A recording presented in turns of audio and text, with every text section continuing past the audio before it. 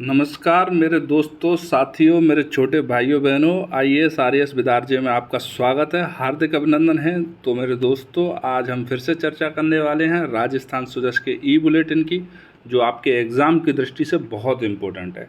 आप राजस्थान का कोई सा भी एग्ज़ाम उठा लो, आरएएस से लेकर रीट का, सीट का, जो भी है, कुछ भी उठा लो। आपको यदि राजस्थान से संबंधित करंट अफेयर्स, मैं तो कह रहा हूँ कहीं कहीं पोजीशन में स्टैटिक जी के भी जो पूछा जाता है, वो आपका सुजस बुलेटिन के ही आसपास रहता है। तो दोस्तों, हम आज की चर्चा में आज के जो पेपर है उसके अंदर आई हुई सारी जो न्यूज़ हैं उनको आपके करंट अफेयर के हिसाब से 360 पूरी कवर करेंगे, ठीक है ना। तो दोस्तों, आपको यदि लेक्चर अच्छा लगे, उसकी पीडीएफ चाहिए तो आप हमसे पीडीएफ ले लीजिए। पीडीएफ मिलेगी दोस्तों हमारे टेलीग्राम चैनल पर। हमारे टेलीग्राम चैनल का नाम है, मेरे प्यारे भाइयों बहनों, IAS RAS विद RJ। आप जाइए और पीडीएफ डाउनलोड कर लीजिए। आपको लेक्चर के बाद हर रोज़ पीडीएफ यहाँ पर मिल जाएगी, ठीक है। और आरएएस के प्रीलिम्स और मेंस के अंदर किस तरह से प्रश्न आते हैं, किस तरह से पूछे जाते हैं, किस तरह से कवरेज होता है, वो सारी चीज़ें हम आपको बताएंगे डिस्कशन करते करते। तो दोस्तों, हम शुरुआत करते हैं आज के पहले न्यूज आर्टिकल की तरफ चलते हैं। आपका समय बहुत कीमती है, समय ख़राब ज़्यादा नहीं करेंगे। तो देखो दोस्तों, हेडिंग आई है कि मुख्यमंत्री जी ने मंजूरी दी है राज्य कर्मचारियों को वेतन का अग्रिम भुगतान जो है मिल सकेगा। अग्रिम भुगतान का मतलब है कि आपका महीना पूरा नहीं हुआ उससे पहले ही आपको पेमेंट दे दिया जाएगा, किया जा सकेगा, ठीक है। तो इसके लिए एक स्कीम है, उसका विमोचन हुआ है। स्कीम है मेरे दोस्तों, earn salary advance drawal access scheme. मतलब आप एक्सेस एडवांस के अंदर ड्रॉ कर सकते हो, विड्रॉ कर सकते हो अपनी सैलरी को। ये स्कीम है। इस स्कीम के नाम से आपसे प्रीलिम्स में और मेंस में, आरएएस में, दोनों में प्रश्न पूछा जा सकता है, ठीक है। यहाँ से मेंस, जो मेंस के अंदर है, एक और चीज़ मिल पाएगी कि राज्य कर्मचारियों के लिए जो राज्य सरकार के प्रयास किए जा रहे हैं उनके बारे में भी यदि आपसे प्रश्न पूछा जाता है तो आप यहाँ से उसका एग्जाम्पल ले सकते हैं, ठीक है। तो जो योजना है वो अभी अभी स्वीकृत हुई है, तो उससे संबंधित जो विशिष्ट जानकारी हो सकती है, विशेष जानकारी हो सकती है, वो सुजस के अंदर ही दी हुई है। इसीलिए ये जो बुलेटिन है वो आपके लिए और भी ज़्यादा इम्पोर्टेंट हो जाता है, ठीक है। तो ये 1 जून से राज्य सरकार के सभी कर्मचारियों के लिए उपलब्ध होगी। मतलब कर्मचारी किसी भी रैंक का हो, किसी भी पोजीशन पे हो, किसी भी डिपार्टमेंट में हो, सारे के सारे जो कर्मचारी हैं उनके लिए क्या योजना स्वीकृत की गई है, earn salary advance drawal access scheme. मतलब आपका मंथ पूरा नहीं हुआ है, आपको पैसे की ज़रूरत है, तो आपकी सैलरी में से कुछ हिस्सा आप पहले से ही विड्रॉ कर सकते हो, ठीक है।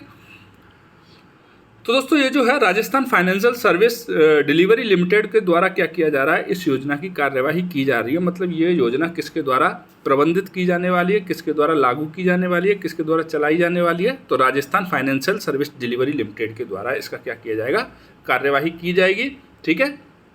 वही मैंने आपसे पहले ही कहा था कि महीना पूरा नहीं होगा उससे पहले ही आपको क्या मिल जाएगा, आपकी सैलरी मिल जाएगी। ओके दोस्तों, और जो सैलरी आपने पहले से ले ली है उसकी अग्रिम महीने में कटौती हो जाएगी, जितने भी आप जिस हिसाब से लेना चाहते हो, ठीक है। इससे क्या होगा, राज्य सरकार के जो कर्मचारी होंगे जिनको आर्थिक, देखो दोस्तों, पैसे की ज़रूरत कभी भी पड़ सकती है। कभी कभी कोई महीना ऐसा होता है कि आपको कोई ज़रूरत नहीं है पैसे की और आराम से पैसा आपके अकाउंट में पड़ा है। लेकिन कभी कभी घर के अंदर कोई दिक्कत आ जाती है। भाई, फैमिली मैन हैं सारे हिंदुस्तान के अंदर, तो मिडिल क्लास फैमिली है ज़्यादा से ज़्यादा। तो बैंकों का चक्कर लगाने से अच्छा है, बैंकों को ब्याज देने से अच्छा है कि जो कर्मचारी है वो आने वाले महीने की सैलरी में से कुछ हिस्सा पहले ही निकाल ले, ठीक है। तो इस तरह का प्रावधान पहले नहीं था, लेकिन मुख्यमंत्री जी ने ये बहुत अच्छा इनिशिएटिव लिया है। मेरे हिसाब से तो पिछले 6 महीने से जो राजस्थान सरकार काम कर रही है, अगर वो 5 साल किए जाएँ तो राजस्थान सच में 2030 तक हमारा क्या बोल रहे थे उसको अपन मॉडल स्टेट के रूप में बनाना चाह रहे हैं, वो मॉडल स्टेट तक बन जाएगा। लेकिन वही है, इलेक्शन आ रहा है तो घोषणाएं हो रही हैं। अब गवर्नमेंट को पता नहीं क्या डर है। तो दोस्तों, अपन को उस चीज़ से कोई मतलब नहीं है गवर्नमेंट को क्या डर है, गवर्नमेंट क्या सोचती है। अपन को तो ये मतलब है कि earn salary advance drawal access scheme क्या है, उसको आरएएस पीटी के अंदर किस तरह से पूछा जा सकता है और आरएएस मेंस के अंदर किस तरह से इससे पूछा जा सकता है। आरएएस मेंस में 20 शब्दों में इसको, इससे ज़्यादा नहीं पूछेंगे, इसको 20 शब्दों से ज़्यादा इसकी औकात भी नहीं है, ठीक है। 2-3 अंकों में ही पूछेंगे, उससे ज़्यादा नहीं पूछेंगे। और जितने भी वनडे एग्ज़ाम हैं या फिर आरएएस का प्रीलिम्स है, उसमें सीधा पूछ सकते हैं कि जो है समय सीमा से पहले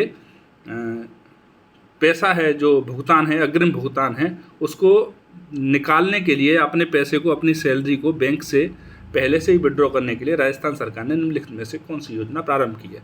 तो इसी योजना से संबंधित 4-5 नाम आपको दे देंगे, ठीक है। अब देखो दोस्तों, हम चलते हैं थोड़ा सा और आगे। आगे हमारे में देखो न्यूज़ है, मैं उस पहले आपको न्यूज़ को पढ़ के बताता हूँ, फिर मैं आपको बताता हूँ ये एग्ज़ाम के लिए आपके लिए किस तरह से ज़रूरी हो सकता है। तो मुख्यमंत्री जी ने 53 सड़कों के उन्नयन, पुल और RUB निर्माण कार्यों का शिलान्यास और लोकार्पण किया है। राजस्थान में सड़क विकास के लिए नए प्रतिमान हैं वो स्थापित किए जा रहे हैं। तो यहाँ से आपके प्रीलिम्स के अंदर, वन डे एग्ज़ाम के अंदर कोई भी प्रश्न नहीं बनेगा, ठीक है ना। तो आपसे ये पूछेंगे कि 2023-24 में कितने किलोमीटर सड़कों की लंबाई बनाने की घोषणा की है। चलो 1% में अपन मान भी लेते हैं अगर पूछ ले, लेकिन मुझे नहीं लग रहा 99% आपसे पूछेगा, बिल्कुल नहीं पूछेगा कि कितने किलोमीटर की सड़क बनाने की राजस्थान सरकार ने 2023-24 के बजट में घोषणा की है। लेकिन आपको यहाँ मेंस का मिल जाएगा। मेंस में आपके इकोनॉमिक्स में एक इंफ्रास्ट्रक्चर का टॉपिक आता है। किसका आता है? इंफ्रास्ट्रक्चर का। वहाँ आपसे पूछ सकते हैं। अवसंरचनात्मक ढांचा है, उससे संबंधित आपसे प्रश्न आ सकता है। उस प्रश्न में आप ये एग्जाम्पल यदि डालते हो कि 2023-24 के राज्य बजट में 23,048 किलोमीटर लंबी सड़कें बनाने की घोषणा की है। अलग अलग जगहों पर 24 ROB अथवा जो पुल, आप छोटी छोटी पुलियाँ देखते हो ना, उनको ROB बोलते हैं। 15 उपमार्गों का निर्माण है वो प्रस्तावित है। इसके अलावा जो 500 या इससे अधिक आबादी वाले 576 गाँव हैं उनको सड़कों से जोड़ा जा चुका है। ठीक है दोस्तों, 2011 की जनगणना के आधार पर 500 तक की आबादी और 488 गांव और जनजातीय और रेगिस्तानी क्षेत्र में 350 तक की आबादी है। ठीक है, उनको क्या किया गया? स्वीकृत किया गया है ऐसे 425 गांव को कि उनको सड़कों से जोड़ा जाए। तो लोकल इंफ्रास्ट्रक्चर के बारे में यदि आपसे प्रश्न पूछा जाता है और आप करंट अफेयर से रिलेटेड इस तरह के एग्जाम्पल्स देते हो तो आपको ऑब्वियसली और लोगों से बहुत अच्छे अंक मिलने वाले हैं। ठीक है, देखो मैं आपको एक और फ्री में एक एडवाइस दे देता हूँ कि जब आप RAS का मेंस देने के लिए जाओगे तो 2 सब्जेक्ट या 3 सब्जेक्ट ऐसी हैं जहाँ आपको सिर्फ करंट अफेयर मिलने वाला है। पहली है आपकी इंटरनेशनल रिलेशंस। IR के अंदर जो भी आपको आंसर लिखना है करंट अफेयर में ही लिखा जाएगा, उसका स्टैटिक से कोई लेना देना नहीं है। चाहे आप किसी की भी बुक पढ़ लो, दृष्टि IAS की पढ़ लो, विजन IAS की पढ़ लो, स्प्रिंग बोर्ड की पढ़ लो, जो मन करे सो पढ़ लो। करंट अफेयर तैयार नहीं है तो आप IR का क्वेश्चन सॉल्व नहीं कर पाओगे। दूसरे नंबर पे आपकी इकोनॉमिक्स के अंदर मोर देन 80% मेंस के अंदर आपका करंट अफेयर आएगा। करंट अफेयर के ही आपको एग्जांपल्स देने होंगे, नहीं तो वहाँ आपको अच्छे मार्क्स नहीं मिलेंगे। और तीसरा नंबर है आपका साइंस एंड टेक का, उसमें भी मोर देन 80% आपके करंट अफेयर से ही पूछा जाएगा। करंट अफेयर के अलावा वहाँ भी कुछ आपसे ऐसा नहीं पूछा जाएगा जो स्टैटिक पोर्शन से हो। स्टैटिक सिर्फ एक बेस बनाने के लिए, उसके बाद आप करंट अफेयर पे आओ इन 3 सब्जेक्टों में तो कम से कम। ठीक है, और जो बच्चे करंट अफेयर पढ़ते हैं वो यहीं से जो स्टैटिक पे ही डटे रहते हैं उनसे थोड़ा एज ले जाते हैं और अच्छी रैंक प्राप्त कर पाते हैं। तो दोस्तों अब चलते हैं थोड़ा सा और आगे। तो 30 बेड से कम क्षमता के निजी अस्पताल में चिरंजीवी योजना का लाभ मिलता रहेगा, ये गवर्नमेंट ने बोला है। तो मुख्यमंत्री चिरंजीवी योजना के बारे में अपन कई बार पढ़ चुके हैं। 25 लाख इसकी मैक्सिमम सीमा कर दी है और दुर्घटना होने पर 10 लाख कर दिए। हम लगातार पढ़ रहे हैं इसको। ठीक है दोस्तों, तो मुझे नहीं लगता इसको एक बार फिर से चर्चा करके आपका समय ख़राब किया जाए।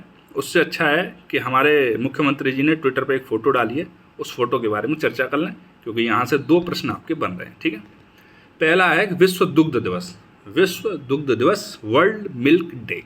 अपन इसके बारे में थोड़ा सा जान लेते हैं। और फिर नीचे लिखा है कि वर्ल्ड जो है आपका मिल्क डे है, उस पर बाल गोपाल योजना को सशक्त करने का प्रण लेकर सुपोषित राजस्थान निर्माण में अपना योगदान। कैसा राजस्थान का निर्माण? सुपोषित, सिर्फ पेट भरना इसका लक्ष्य नहीं है, पोषण देना भी पूरा इसका लक्ष्य है। ठीक है दोस्तों, तो विश्व दुग्ध दिवस के बारे में पहले जान लेते हैं ये क्या है।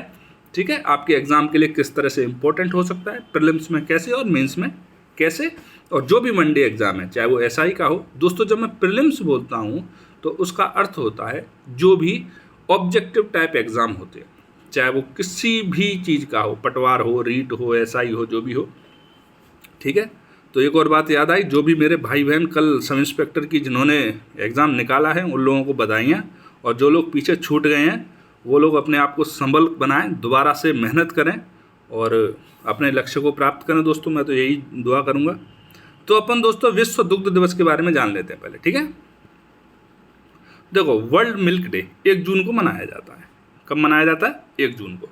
ठीक है, 2001 में जो हमारे संयुक्त राष्ट्र का खाद्य और कृषि संगठन है, जिसको बोलते हैं FAO, फाओ के बारे में यूपीएससी भी प्रश्न पूछ चुका है आपसे, तो स्टेट पीसीएस पूछेगा ही पूछेगा। तो फाओ के बारे में आप एक बार देख लेना। FAO के बारे में जाकर आपको गूगल पर सर्च करना है और लेना है, क्योंकि FAO के बारे में चर्चा करने का मतलब है भैया कि आप लोगों को बिल्कुल ही अपंग बना देना। तो आप जाइए, थोड़ा सा देखना गूगल पर जाके, इतना अपने आप से भी सर्च करो, ठीक है दोस्तों। तो वर्ल्ड मिल्क डे किसके द्वारा मनाया जाता है? FAO के द्वारा। संयुक्त राष्ट्र संघ का संगठन है FAO, Food and Agriculture Organization. उसको वैश्विक भोजन के रूप में दूध के महत्व को पहचानने, डेयरी क्षेत्र का जश्न मनाने के लिए, डेयरी क्षेत्र का जश्न मनाने का मतलब है जो डेयरी क्षेत्र हमारा आगे निकला है उसको एप्रिशिएट करने के लिए, उसका उत्सव की तरह उसको सेलिब्रेट करने के लिए विश्व दुग्ध दिवस की स्थापना की गई थी। देखो दोस्तों, बड़ी विडम्बना की बात है, जब हमारे बड़े बुजुर्ग कह देते कि दूध पियो भाई साहब, दूध पियो भाई साहब, तो ये लोग बोलते थे नहीं भैया, ब्राउन ब्रेड ले लो, इस तरह का मीट ले लो, इस तरह का बटर ले लो, उस पर ये लगा लो, उस पर वो लगा लो, जैम लगा के खाओ और ये हो। अब समझ में आने लग गया भैया कि अपना अपना ही होता है, दूध दूध ही है, दूध पियो, मस्त दंड बैठक करो, पहलवानी करो, आनंद लो, ठीक है दोस्तों। इसके बाद क्या हुआ, दूध और डेयरी से संबंधित जो उत्पाद हैं उनको दुनिया भर के अंदर प्रचारित किया गया कि भैया आप इन चीज़ों का इस्तेमाल करना प्रारंभ करो। जब इस्तेमाल करते थे तब छुड़वाया गया कि इनको छोड़ो, जैम एंड बटर का इस्तेमाल करो। अब जैम एंड बटर समझ में आ गई कि कुछ नहीं है, दूध ही पीना है भैया। तो अब दोबारा से ये लोग लग गए कि भैया दूध पियो रोज़ और मौज करो, ठीक है दोस्तों। तो जो थीम थी इस बार के वर्ल्ड मिल्क डे की, वो थी डेयरी क्षेत्र में स्थिरता, डेयरी के क्षेत्र में स्थिरता लेकर आना, ठीक है दोस्त। अब आपकी समझ में आ गया होगा वर्ल्ड मिल्क डे के बारे में। 1 जून को मनाया जाता है, सेलिब्रेट किया जाता है, किसके द्वारा? FAO मतलब फूड एंड एग्रीकल्चर ऑर्गेनाइजेशन। किसका संगठन है ये? तो संयुक्त राष्ट्र का संगठन है। क्यों? क्योंकि विश्व के अंदर भैया पता लग गया है कि बिना दूध के कुपोषण ही फैलेगा। कुछ भी खा लो, चाहे कुछ भी पी लो, दूध है एक संतुलित आहार है, एक बहुत अच्छा आहार है, तो आपको दूध रोज पीना है, ठीक है मेरे मित्रों। अब चलते हैं अपन थोड़ा सा और आगे कि बाल गोपाल योजना को सशक्त करने का प्रण लेकर सुपोषित राजस्थान निर्माण में अपना योगदान दें। हमारे मुख्यमंत्री जी कह रहे हैं, यशस्वी मुख्यमंत्री जी ने ये बात बोली है। तो दोस्तों अब अपन देख लेते हैं बाल गोपाल योजना का क्या मतलब है यहाँ पर, ठीक है। तो दोस्तों देखो 2022 के अंदर क्या हुआ था, सिविल लाइंस जयपुर के अंदर पूरे राजस्थान में एक साथ इस योजना को लागू कर दिया गया था हमारे मुख्यमंत्री जी के द्वारा, ठीक है। आप कोई भी सन, कोई भी डेट याद मत करना और मत करना, कम से कम नहीं 100 योजनाएं होंगी जो आपको रटनी पड़ेंगी, और हर एक की अगर आप याद रखते हो डेट और सन, तो भैया आपका क्या बोलते हैं उसको, मेरे शब्द कोई नहीं आ रहा, एग्ज़ाम के अंदर आपका लुटना तय है। क्योंकि आप इतने फैक्ट अगर दूसरी जगह पर याद करोगे, अगर मैं आपसे पूछता हूँ, अगर कोई सन पूछ लिया आपसे, तो कितने प्रश्नों में पूछेगा? 1 या 2। अब आप उस 1 या 2 प्रश्न को कवर करने के लिए, चूंकि ह्यूमन नेचर ही ऐसा होता है कि जो कम होती है उसके पीछे भागते हैं, तो 1 या 2 प्रश्न को कवर करने के लिए आप कम से कम 10 प्रश्न जहाँ दूसरी जगह कवर कर सकते थे वो आपने नहीं किया। तो आपको करना है स्मार्ट स्टडी। स्मार्ट स्टडी का अर्थ यही होता है दोस्तों कि जहाँ से प्रश्न ज़्यादा आते हैं उन कोर एरिया पे जाके मेहनत करना और वहाँ से कॉन्क्रीट मटेरियल उठाना। कॉन्क्रीट का मतलब है जो सर्वमान्य साधन है वहाँ से, ठीक है दोस्तों। तो आपको क्या करना है, इस योजना का उद्देश्य क्या है? बाल गोपाल जो योजना है उसका उद्देश्य कुपोषण को रोकना। पहली बात तो हमारे देखो यशस्वी मुख्यमंत्री जी क्या करें कि सुपोषित राजस्थान मतलब कुपोषण खत्म करो, मानसिक एवं शारीरिक रूप से मजबूती प्रदान करना। भैया स्वस्थ शरीर में स्वस्थ बुद्धि निवास करती है, इसीलिए मैं कह रहा था अभी कि खूब पियो दूध और खूब आराम से रनिंग वनिंग लगाओ, दंड बैठक करो, और उसके बाद आके खूब से पढ़ाई करो, सुबह से रात तक बैठे रहो पढ़ने के लिए, ठीक है। कितना पढ़ना है? इतना पढ़ना है कि क्या बताएं कितना पढ़ना है। जब तक सिलेक्शन नहीं हो जाए तब तक पढ़ते ही रहना है, ठीक है। स्कूल में दाखिला लेने के लिए प्रोत्साहित करना। भैया ये और एक वजह है कि भाई सबको खाना दिया जा रहा है, भोजन दिया जा रहा है, अब तो दूध भी पीने को मिल रहा है, ठीक है। तो क्या होगा, स्कूल में दाखिला होगा और शिक्षा ग्रहण का सुधार भी बढ़ेगा। तो एक तीर से 2 निशाने, एक तो शिक्षा लो, दूसरा स्वास्थ्य लो। शिक्षा और स्वास्थ्य किसी भी राष्ट्र के आगे बढ़ने की सबसे बड़ी पूंजी है, ठीक है मेरे मित्रों। तो आपकी समझ में आ गई होगी योजना। अब चलते अपन थोड़ा सा और आगे, ठीक है। यहाँ से अपन ने पहले पेज से 3 जो न्यूज़ आर्टिकल है उनको कवर किया है। पहला किया है earn salary advance drawal access scheme को। दूसरा अपन ने मेंस के प्रोस्पेक्टस से देखा था इसको, अवसंरचनात्मक सुधार हैं राजस्थान के अंदर उसके दृष्टि से। अब आगे चलते आगे अपन ने देखा था विश्व दुग्ध दिवस और बाल गोपाल योजना के बारे में। अब चलते हैं अगले पेज पे। तो यहाँ से फिर से वही देखो, बड़ी बड़ी पगड़ी, मुंह छोटा सा, बड़ी पगड़ी, कितना शानदार लग रहा है भाई बंदा। चलो ठीक है, जो भी है आगे चलते हैं। महंगाई राहत कैंप, इसके बारे में अपन डिटेल में चर्चा कर ही चुके हैं। अपन एक बार फिर से कभी और कर लेंगे, जिससे जो नए बच्चे जुड़े हैं उनको भी फायदा हो। ठीक है, फिर से वही धौलपुर की श्रीमती रेशम को 8 योजनाओं को गारंटी से लाभ मिलेगा। बिल्कुल मिलना चाहिए, आपको बहुत बहुत बधाइयाँ।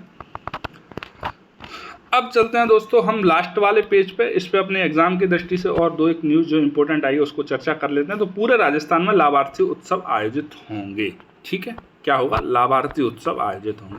अब आप बोलोगे सर ऐसा कौन सा लाभ है जिसके उत्सव मनाए जा रहे हैं? तो मेरे दोस्तों, मेरे साथियों, मेरे छोटे भाइयों बहनों, ये लाभ है महंगाई राहत शिविर का। महंगाई राहत कैंप लगा, वहाँ पर जो लाभार्थियों को लाभ प्राप्त हुआ, अब उसका सेलिब्रेशन करेगी गवर्नमेंट। सेलिब्रेशन तो क्या करेगी?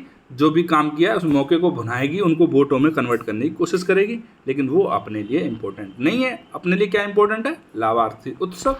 ठीक है, अपन लाभार्थी उत्सव को देख लेते हैं। वैसे तो आपके एग्जाम के लिए भी उतना इसका रोल नहीं है। अगर 5 स्टार में से दूं तो मैं इसको 2 स्टार रेटिंग दूंगा, ज़्यादा नहीं दूंगा। ठीक है, लेकिन फिर भी अपन देख ही लेते हैं, अपना देखने में क्या जा रहा है। कभी कभी दिमाग के पीछे के कोने में कुछ इन्फॉर्मेशन पड़ी रहती है जो आपके एग्जाम में बहुत काम में आ जाती है। तो अपन देख लेते हैं मित्रों। तो लाभार्थी उत्सव क्या है? देखो, सरकार, राज्य सरकार की योजनाओं का अधिक से अधिक प्रचार प्रसार कर पात्र लोगों को लाभान्वित करना है। वैसे तो एक तरफ गवर्नमेंट बोल रही है कि जो हमने महंगाई राहत शिविर लगाए हैं उससे लगभग 80% जो लोग हैं उनको कवर किया जा चुका है, उनको महंगाई से राहत दी जा चुकी है। ठीक, लेकिन फिर भी गवर्नमेंट का प्रचार प्रसार करके और भी लोगों को लाभान्वित करने का उद्देश्य तो अच्छी बात है। मेरे हिसाब से तो अब इलेक्शन आने वाला है, इनका भी एग्ज़ाम होगा, उसमें पास होने की पूरी कोशिश करेंगे। प्रत्येक जिला मुख्यालय पर आयोजित किए जाएंगे दोस्तों ये इस तरह के उत्सव। ठीक है, और पहली बार राजस्थान दिवस के अवसर पर, राजस्थान दिवस कब मनाया जाता है मेरे को कमेंट सेक्शन में आप बताएं एक बार।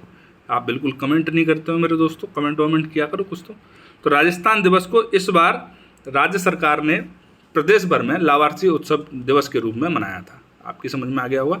मैंने पहले से ही कहा था आपसे 2 स्टार से ज़्यादा इस न्यूज़ को नहीं मिलेंगे, लेकिन फिर भी अपन पढ़ लेते हैं। कभी कोई चर्चा करे फिर आपसे बोलो क्या गवार, पता नहीं किससे पढ़ के आता। ठीक,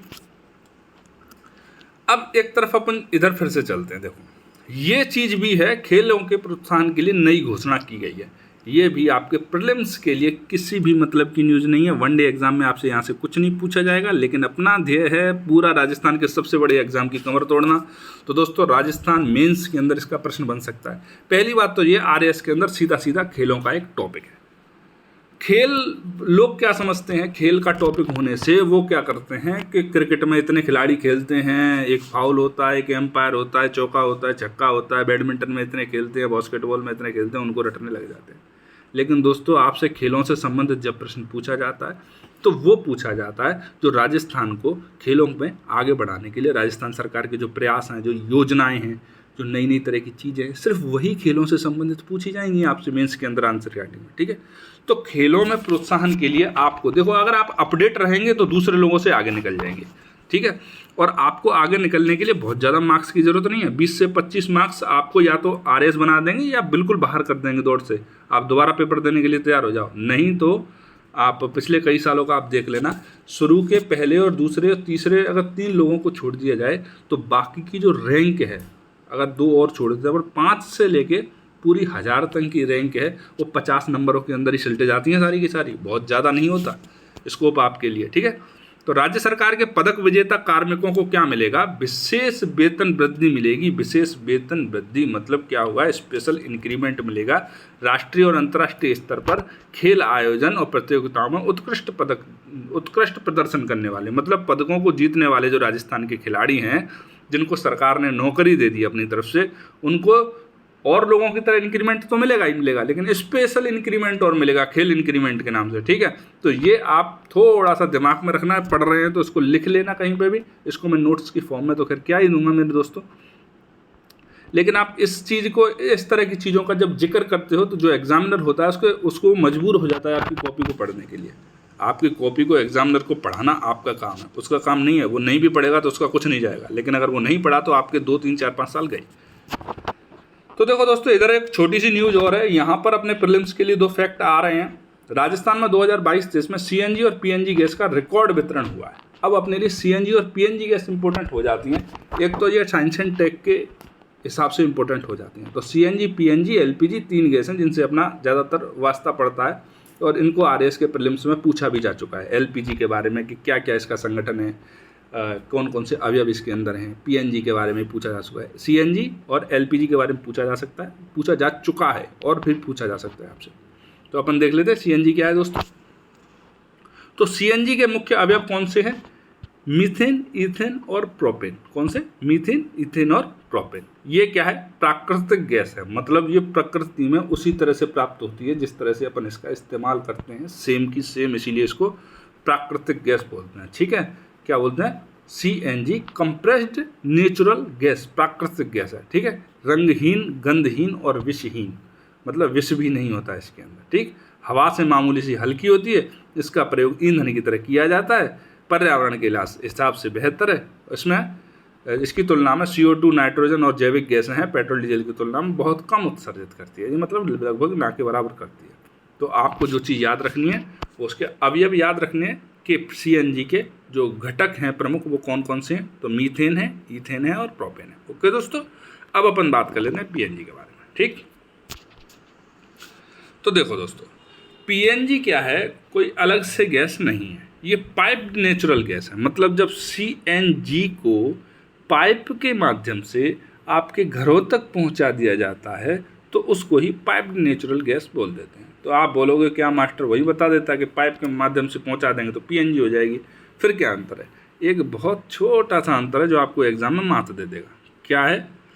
इसका जो प्रेशर है वो 4 बार से लेके 21 मिलीबार तक होता है। मतलब 4 मिलीबार से 21 मिलीबार तक प्रेशर होता है। और CNG होती है, कंप्रेस्ड गैस होती है, उसका इससे 2 गुना, 4 गुना, 8 गुना ज़्यादा होता है। बस इसमें यही अंतर है कि जो पाइप्ड नेचुरल गैस है उसका जो प्रेशर है वो CNG की तुलना में बहुत कम होता है। बाकी सेम चीज़ है, एक का यूज किया जा रहा है आपके वाहनों के अंदर और दूसरे का इस्तेमाल किया जा रहा है आपके घर के अंदर। बाकी दोनों चीज़ों में कोई भी अंतर नहीं है। ठीक है दोस्तों, अब अपन बात कर लेते हैं एक और अपनी गैस है जो अपने घरों में रही रहती है। वो बुरा मान जाएगी, बोलेगी भाई हम आपके घर में हमेशा रहते हैं, खाना वाना बनाते हैं, आप हमारा नाम ही नहीं ले रहे हो। तो वो है दोस्तों LPG, लिक्विड पेट्रोलियम गैस। मतलब लिक्विफाइड कर दिया गया है इनको, है तो गैस लेकिन इसका इतना दबाव बढ़ा दिया गया, इतना कंप्रेस्ड कर दिया गया कि लिक्विड की फॉर्म में हो गई। आपके सिलेंडर के अंदर लिक्विड की फॉर्म में ही मिलती है ये गैस। ठीक है, तो दोस्तों इसके जो कौन कौन सी गैसें मिक्स करके है, कौन कौन सी चीज़ मिक्स करके LPG बनाई जाती है? तो प्रोपेन,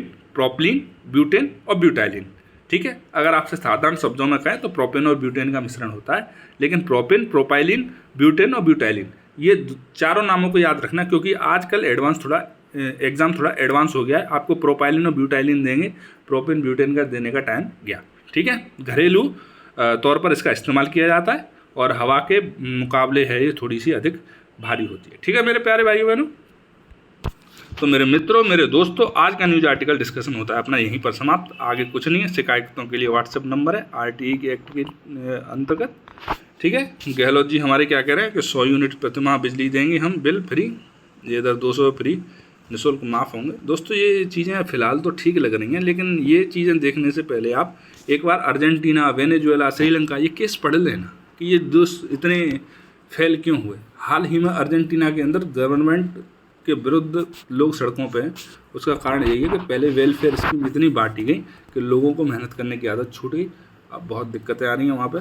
तो वेलफेयर स्कीम एक कंट्रोल में ही होनी चाहिए, इतनी ज़्यादा नहीं होनी चाहिए। मुफ्त देने का तो कोई मतलब नहीं है। आप 1 रुपया ले लो, चवन्नी ले लो, अठन्नी ले लो, 10 पैसा ले लो, लेकिन कुछ तो ले लो। जैसे बच्चों को नागरिकों को लगे कि कुछ तो देना है।